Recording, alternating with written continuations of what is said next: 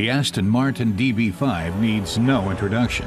It is arguably the dream car of the 1960s and the most famous Bondmobile.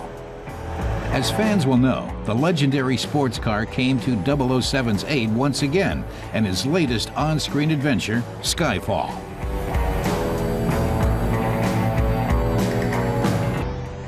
Aston Martin specialist Piet Roos has a license to repair these cars. His company, Roos Engineering in Switzerland, services, repairs, and restores all of the British car makers' models.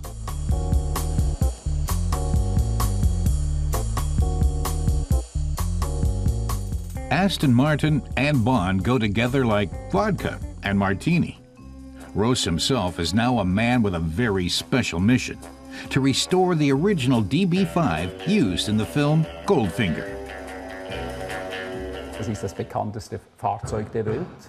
It's the world's most famous car, he says. So his team were surprised to be given the honor of restoring this legend. He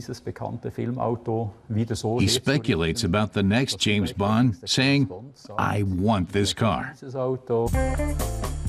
On behalf of a client, Roos acquired the car for around €2 million and is completely rebuilding it. It's a tough assignment because this is no ordinary DB5. It's equipped with all of the gadgets Q invented for Bond. The radar device that helps him track down the bad guys, machine guns fitted into the bumpers, and a smoke machine in the trunk that really works. Roos explains how the film crew burned a gas-soaked rag or something like that in here. Then they injected more oil and compressed air, and the mixture of the two created the smoke, what we now call oil smoke. You can still see traces of the carbon deposits. He doubts this would meet modern CO2 emission standards. Other James Bond gadgets, like the retractable tire slasher, were largely the result of special effects trickery. In the movie, Q just screwed this part on, and presto, it was finished.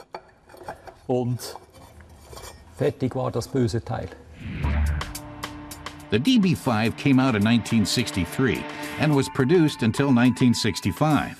The DB stands for David Brown, Aston Martin's longtime owner. Today, a restored model costs around €300,000, with super spy equipment not included.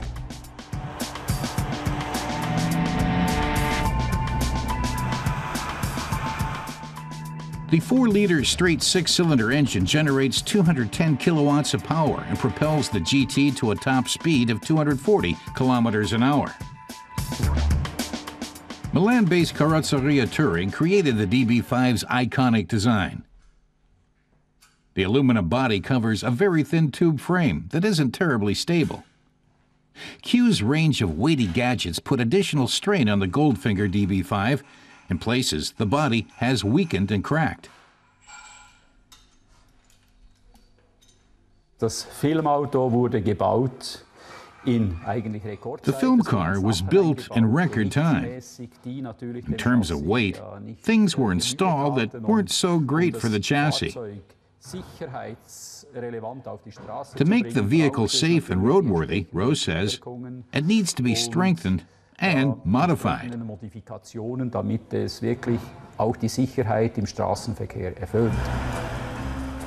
Piet Roos and his team still have some work to do to get the Goldfinger DB5 ready for action again. Until then, its new owner can sit back and enjoy a few martinis, naturally shaken, not stirred.